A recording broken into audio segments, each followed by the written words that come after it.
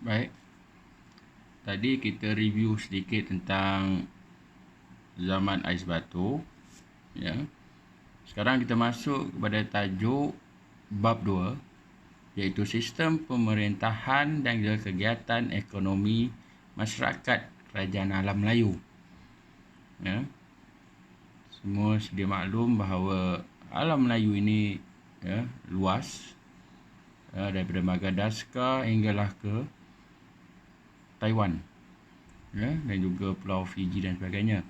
Jadi sistem pemerintahan yang dinamalkan oleh Kerajaan Alam Melayu ialah sistem beraja, sistem beraja yang terbagi kepada pusat dan wilayah. Contohnya dalam Kerajaan Funan, pemerintah pusat dan wilayahnya, Raja Funan dibantu oleh golongan agama dan juga golongan tentera. Terdapat 7 buah wilayah. Ketua wilayah, iaitu putera raja, raja kecil, mentadbir. Pada masa ini kalau kita tengok, raja dia adalah kurung benam, ataupun dalam istilahnya iaitu raja gunung. Raja diraya, iaitu Raja Funan atau raja segala raja. Cakrawatin, pemerintah alam sejagat. Itu kalau di Funan. Kalau di Kerajaan Champa, raja yang memerintah adalah Raja Diraja. Diiktiraf sebagai pemerintah yang mulia dan suci serta dikaitkan dengan Dewa Siva. Pemerintah pusat dan wilayahnya adalah dibantu oleh pembesar mengutip cukai, menjaga keamanan dan juga mengukuhkan pertahanan. Terdapat 5 wilayah dalam Kerajaan Champa iaitu Indrapura, Amarawati, Wijaya, Kautara dan Panduranga. Jadi Kerajaan Sriwijaya ini iaitu raja, dalam Kerajaan Sriwijaya, raja mempunyai unsur kesaktian dan dianggap sebagai bodhisattva ataupun peranan raja sebagai Buddha di bumi. Raja di gunung dan juga maharaja di pulau. Kalau kita dengar ataupun kita sebutan nama-nama ini pun dah memberikan satu impak besar kepada masyarakat. Jadi pemerintahan pusat dan wilayahnya, raja dibantu oleh Yuva Raja ataupun putera mahkota, Prati Yuva Raja, raja muda, dan Raja Kumara. Dan pementadbiran wilayahnya terbagi pada 2, iaitu kedatuan, datuk, keturunan raja, dan juga pradatuan ataupun datuk bukan keturunan raja. Seterusnya, Kerajaan Angkor.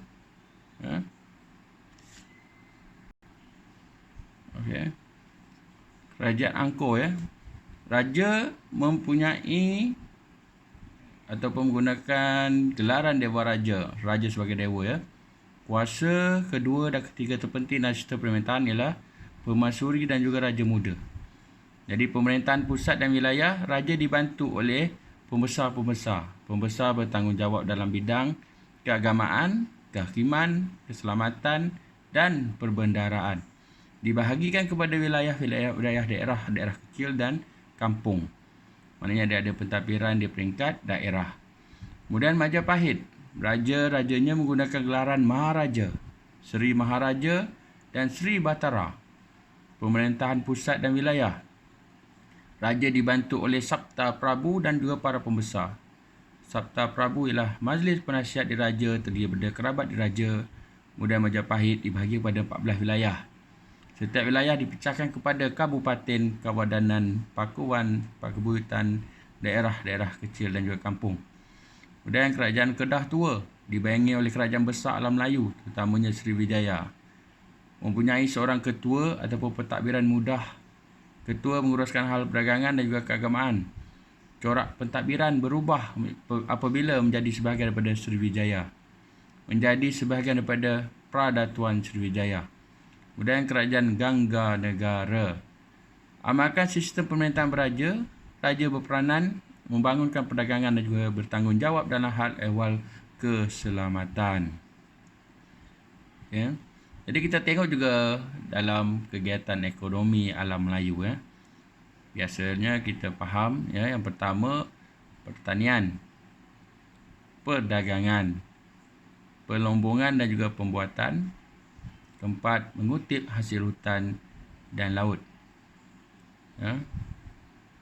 Jadi kalau kita tengok kegiatan ekonomi ini, ya, pada masa ini, ya, kalau kita tengok ekonomi ini jadi rebutan, ya, kuasa-kuasa penjajah yang datang selepas 1511, ya.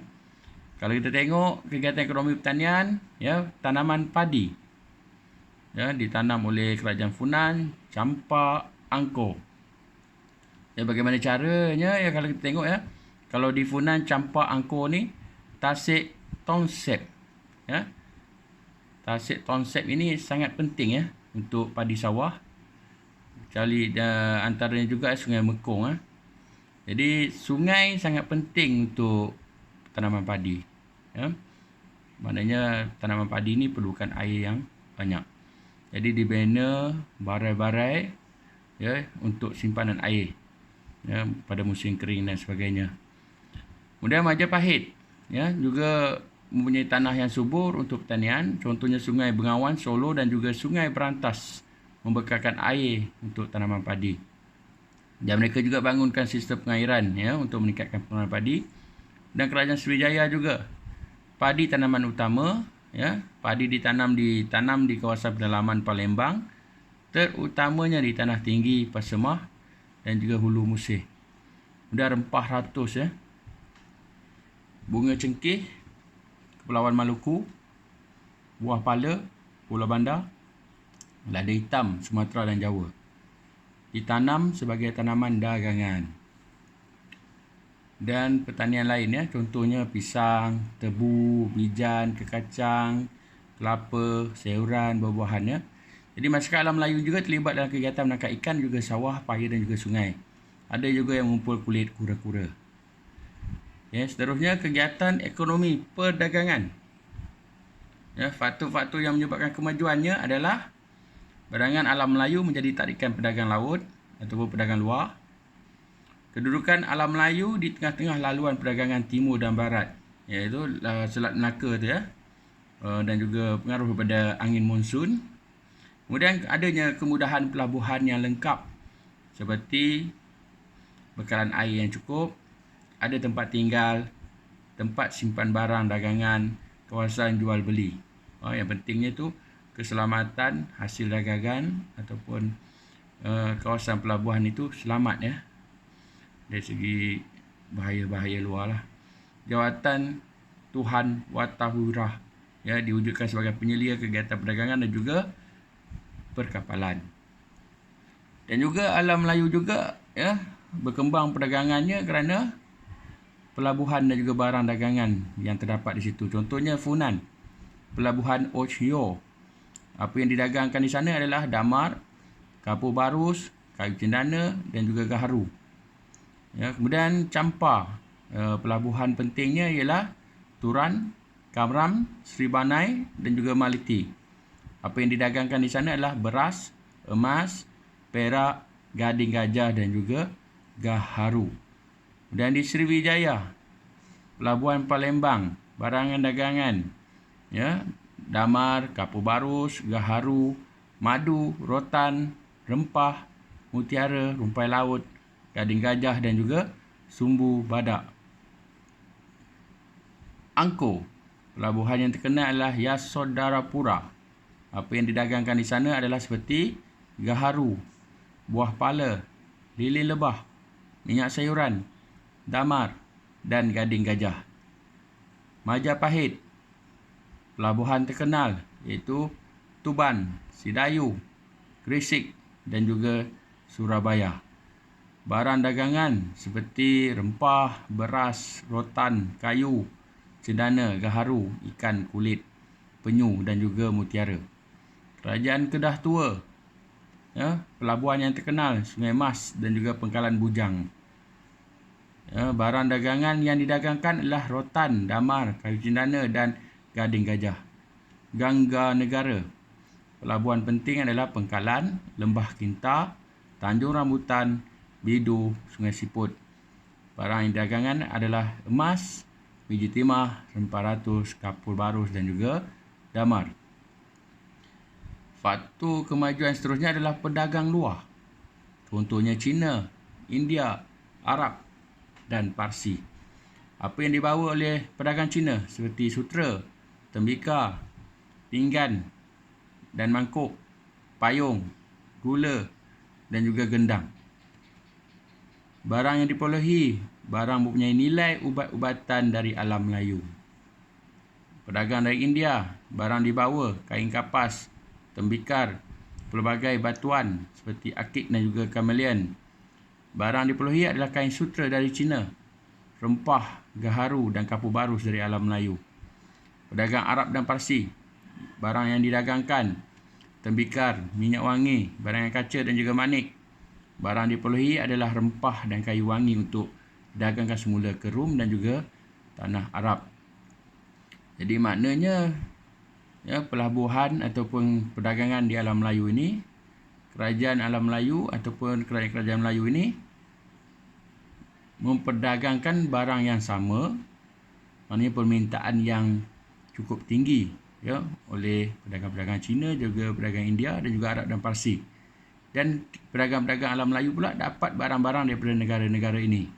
So, secara tak langsung, alam Melayu menjadi pusat perdagangan penting dunia ataupun transit. Maknanya, kalau kita tengok sampai hari ini pun, Selat Melaka itu masih lagi laluan perdagangan penting di dunia sampai hari ini. Okey. Seterusnya, kegiatan ekonomi, hasil hutan dan juga pelombongan dan pembuatan. Jadi hasil hutan dan juga hasil laut kalau kita tengok, pada awal dijalankan untuk kegunaan sendiri. Apabila melebihi keperluan masyarakat, ia diperdagangkan di kawasan pertempatan. Kawasan pertempatan berkembang menjadi kawasan perdagangan, contohnya hasil hutan, gaharu, sarang burung, rotan, kapur barus. Kalau kita tengok gaharu untuk bahan pewangi ataupun perubatan, sampai hari ini gaharu adalah sangat kualiti tinggi untuk minyak wangi. Sarang burung, perubatan, makanan kesihatan untuk di Pulau Borneo. Rotan sebagai benaan dan juga kraft tangan. Kapur barus sebagai pewangi. Contoh hasil laut, gamat, rumpai laut, mutiara. Terdapat di Selat Melaka dan juga Laut Sulu.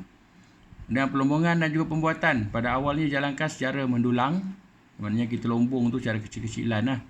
Kegiatan melombong emas, perak dan juga biji timah.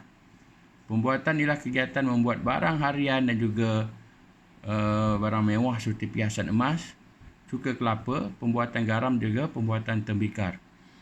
Dan kawasan pelombongan, Campar, pergunaan Hu, emas, Indrapura dan juga kawasan antara Adrawati dan juga Wijaya di Perak. Angkor, penggunaan Phnom Dek, biji besi. Contoh barangan hasil dari kegiatan pembuatan penggunaan angkor, hasilnya adalah barang perhiasan daripada biji besi dan juga emas. Campar, hasil barangan tembikar, cuka kelapa, minyak Majapahit mengusahakan pembuatan garam, pembungkusan daging kerbau dan juga membuat mi daripada beras.